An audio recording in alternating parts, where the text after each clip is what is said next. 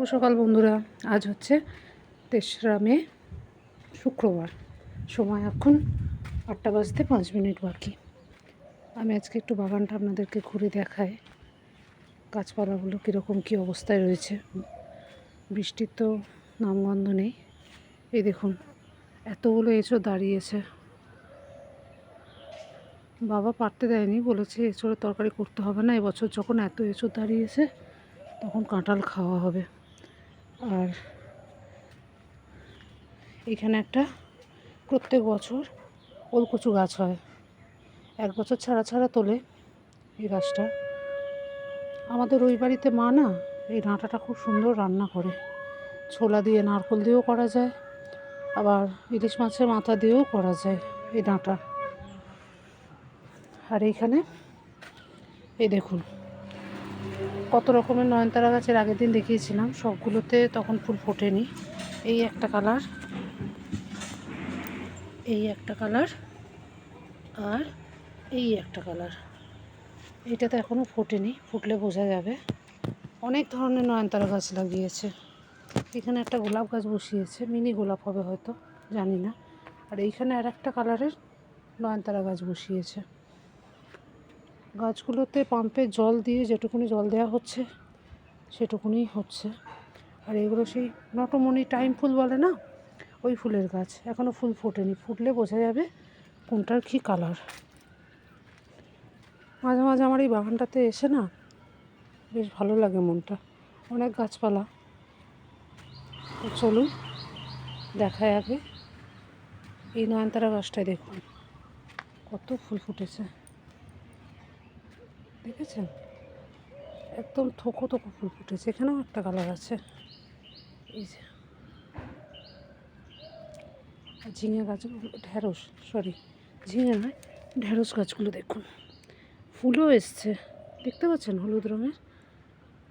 কিছু কিছু গাছে ঢেঁড়সও ধরে গেছে। বাবা ওই পাম্পের জল দিয়ে, বৃষ্টির জল যেহেতু হচ্ছে না, বৃষ্টি হলে পরে গাছগুলো আরও চচ্চড় করে বাড়ত। আর এখানে কলমি শাকগুলো প্রায় কেটে কেটে খাওয়া হচ্ছে, ভাজা চচ্চড়ি। গাছগুলোও দেখেছেন কেটে কেটে খাওয়া হচ্ছে। ঘরে খাওয়ানোর জন্যই বসানো হয় প্রত্যেক বছর। আগে নোটে শাকও বসাতো, এখন আর আম গাছগুলো বড় হয়ে যাওয়াতে না আওতা হয়ে গেছে, যার দরুন এখন আর বেশি হয় না। আর পাট শাকগুলো দেখায়, একদিন ছাড়া ছাড়া রোজই পাট শাকগুলো তুলে তুলে খাওয়া হচ্ছে। এই দেখুন, গরমের জন্য পাতাগুলো কীরকম হয়ে যাচ্ছে দেখছেন, ঘন সবুজ একদম, প্রচুর নতুন পাতা বেরিয়েছে। আর এইখানে ঝিঙে গাছে ঝিঙে ধরে গেছে। মা সেদিন আজকে সকালবেলায় 2টো ঝিঙে তুলে নিয়ে গেছে, দেখেছেন কতগুলো ঝিঙে হয়েছে। প্রচণ্ড রোদ্দুর বাইরে, যার দরুন না বেশিক্ষণ বাইরে দাঁড়ানো যাচ্ছে না। এই যে এই ঝিঙেগুলো আবার একদিন ছাড়া তুলবে। আজকে ঝিঙে মা 2টো তুলেছে, পোস্ত করবে বলে কুটে দিয়েছে। এই দেখুন, দেখেছেন অনেকগুলো এবছর কাঁঠাল দাঁড়িয়েছে, ভালোই হয়েছে। কাঁঠালটা আমার বেশ ভালোই লাগে খাওয়ার মধ্যে, আমি আর বাবাই খাই। আর এইদিকে জমিগুলোতে সব তিল চাষ করেছে, সব জমিগুলোতে জলের অভাবে গাছগুলো দেখুন, গাছের থেকে ঝোপঝাড় বেশি হয়ে গেছে, দেখেছেন? সকাল 8টাও বাজেনি, এখনই রোদ্দুরের তাপ কীরকম।